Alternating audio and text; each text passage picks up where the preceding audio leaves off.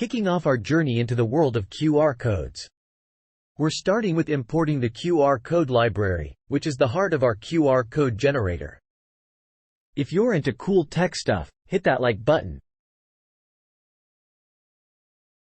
Next, we dive into tkinter for our graphical user interface magic.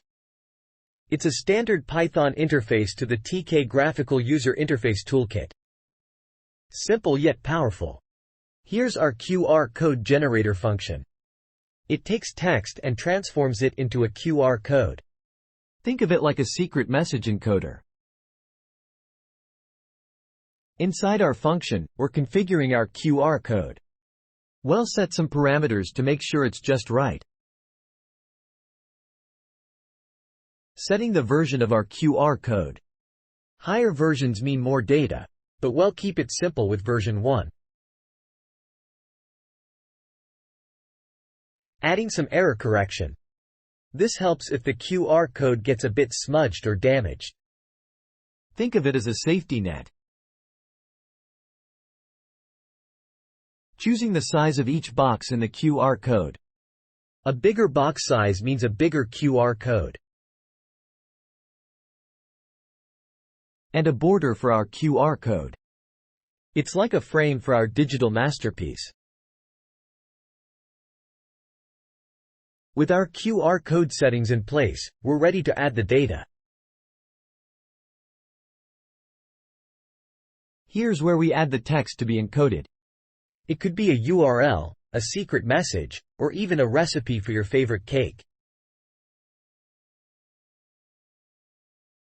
Telling our QR code to adjust its size automatically based on the amount of data. Pretty smart, huh? Creating the actual image of the QR code. Classic black and white, timeless and readable. Our function returns the QR code image. It's like unveiling a digital painting. Now, we're setting up our tkinter window. This is where users will interact with our QR code generator. Giving our window a title. QR code generator sounds about right. It's always good to be clear and descriptive. Adding a label to our window. It's like a friendly instruction for our users.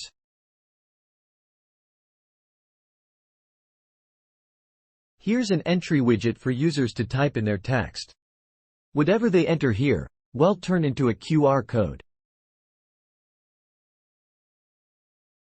Packing our entry widget into the window.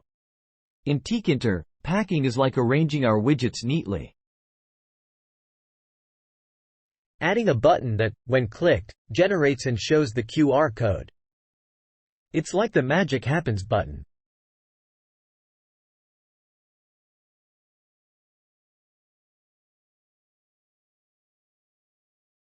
And finally, the main loop. This keeps our window open and waiting for user actions. Without it, our window would just flash and disappear. Like a ninja. Now we run the program, and here is the result.